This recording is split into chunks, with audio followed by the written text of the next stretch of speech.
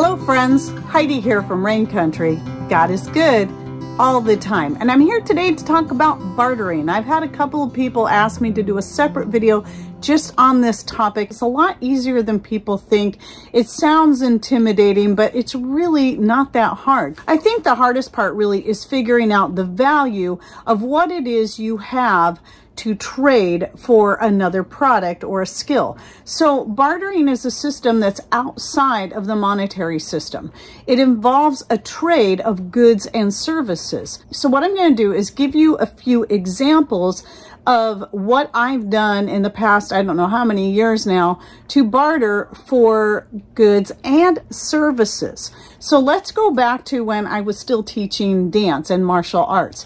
I had a lady that brought her daughters to my dance school. She was a homesteader, she had goats, she had chickens, and at that time we didn't even have our chickens yet. So that was a great resource for me because she already had her kids in dance. So I asked her, I said, are you willing to barter? Once I found out she had goats and goat milk. And she said yes. And so at that time, I was basing my barter off of the hourly rate of my class or what it cost per month for the class. And she would base hers off of what she would typically charge for a quart of goat milk or a dozen eggs.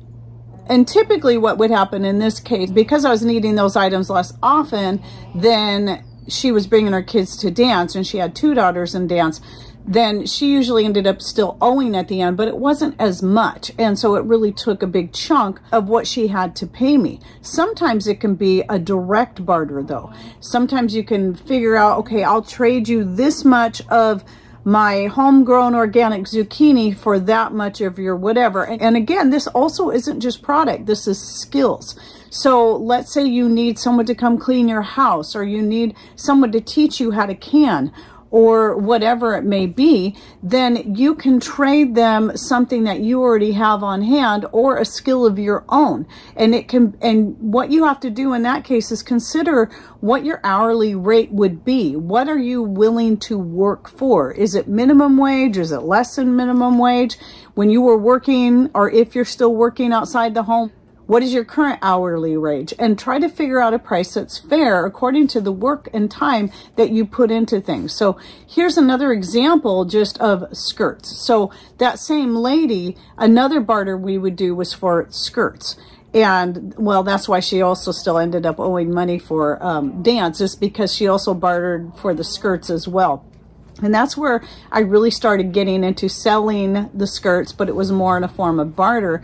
And so I had to figure out, okay, what is the cost of the fabric? And at that time, I was really being cheap because I was just going by some fabric I had on hand, and I was really only charging her for my time and very little for the fabric. But when the skirt making got more serious and I realized I was gonna have to restock my fabric, and depending on where I was getting my fabric and how wide the fabric is, at the time I was able to get, when I first started doing this, decent fabrics for $5 a yard. Well, when I'm doing a patchwork skirt, a full patchwork skirt, there can be 7 yards easily of fabric in that one skirt. So, you know, 5 times 7, $35 worth of fabric. Well, then some things I would forget to consider was the cost of the yarn that goes into making the ties that go on the skirts, the elastic I use, and the thread, which all of that stuff has been going up in price quite a bit, which is why my skirts have jumped up in price quite a bit as well. But even then, I was still only making about, as far as my hourly wage, about $2 an hour off the time putting into the skirts. And so you got to kind of consider that can be the hard part, because you can get on Amazon and you can look up a similar style skirt and maybe find it for $15, but it's made out of cheap fabrics that was purchased for cheap from another country. Or you can buy something that's actually handmade, not factory made. Factories can typically make stuff cheaper because they already got all the stuff in place. They can whip that stuff up pretty quick. So here's an example of time. Sometimes people think, okay, she's charging for the time it takes her to sew the skirt. Well, you got to realize too there's more involved than just sewing the skirt together. That actually doesn't usually take me near as much time as the time it takes for me to look for the right fabrics. And if I have to buy new fabrics, I can sometimes be shopping for quite a while to find, if someone wants, which I'm not currently doing custom skirts for this very reason. I might get back into that, but right now I'm not. But I could spend hours just shopping for the right colors and patterns that people are wanting to go on their skirts or their aprons, for that matter. And there's that time. That time has to be worth something too, because I could, if I can't get paid for that time, I can take that time and put it into doing something for myself. And again, I'm throwing this out as an example so you can think about all this stuff when you start considering what you're going to barter for and the value of the item or the skill that you have to offer.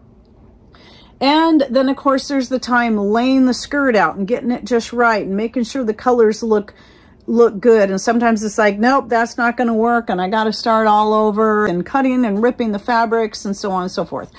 And so there's all these factors considered into just one single skirt. And when you add all that up, though people might think my skirts are expensive, I'm still only getting paid a few dollars an hour for my time that's put into each one. So the people that you're trading with, that you're bartering with, are also going to have to understand that you're not slave labor. And you got to look at yourself that way too. I know it's hard. I had the hard time when I first started teaching dance, even in my teens. And how much do I charge per hour? And you know, it's, you know, you don't want to overcharge people, but you want to be able to actually make an income and make it worth your time put into it. And then the other thing is consider for yourself, well, how much would you be willing to pay for a handmade product or a certain skill or job that you need done? How much would you be willing to pay in cash for that? Then figure out, okay, so if I'm willing to pay that much, then I should be willing to charge that much. And obviously, since this is, even though this is outside the monetary system, we do kind of, it is still good to kind of understand the value of things monetarily, because that's going to help you better figure out what you will expect in return, value-wise. So all these factors have to be considered, because there's also inflation. So for example, though a lot of the fabrics I'm looking for now, I see have stayed surprisingly pretty close to the same cost as they were a few years ago when I was making the skirts. However, there's also cost of inflation for me to turn around and buy the groceries or pay the utility bills or whatever it is. And that has to be considered too, and people don't think about that as well. So you have to figure in all these different costs when you're considering the value of your product or skill. So now I'm going to give you another example. There was another lady who, she liked to barter for services quite often with her own homemade breads. And she wanted to do that with me for dance, but I've been making my own bread since I was in my teens. So for her, typically she would pay, but sometimes something would come up where she could offer a service or a product like fabrics. For instance, she had some extra fabrics. I would take so much off of dance class and she would give me the fabrics. Or there was a time in particular where she was going into town to pick up a bunch of organic produce. And in fact, that's where I got that one purple tomato, heirloom tomato, that I've been using for recycling years and years, keep saving the seeds from, and they give me the best tomatoes, by the way. So I had her pick me up some tomatoes and a few other things. And so for, not just for the cost of the tomatoes itself that she had to purchase, but for the time that she put into getting those things for me, we made an exchange and I was able to take so much off of her dance. I don't remember if it was, you know, I think there was probably times where she didn't owe me anything for class. And so those were some other areas. So as far as bartering goes, this is something I've been doing for quite a few years. Then there's going to be the people I know they're going to be considered, well, I don't have any talent. I don't have anything to barter. I don't know what to do. Well, learn to be creative and think outside the box. Maybe you don't sew or crochet or knit, or maybe you don't have the equipment to bring in a load of gravels for someone and spread it in their driveway. But maybe you have something that you can teach others, Or maybe you have some things that you don't need anymore and you don't use that you can use as a form of trade for a product you need. So do you have a bunch of old clothes that are in really good condition, or quilts, or even some canning supplies, you're not doing that anymore, and somebody else might have some produce and this and that that you could use, or goat milk or eggs?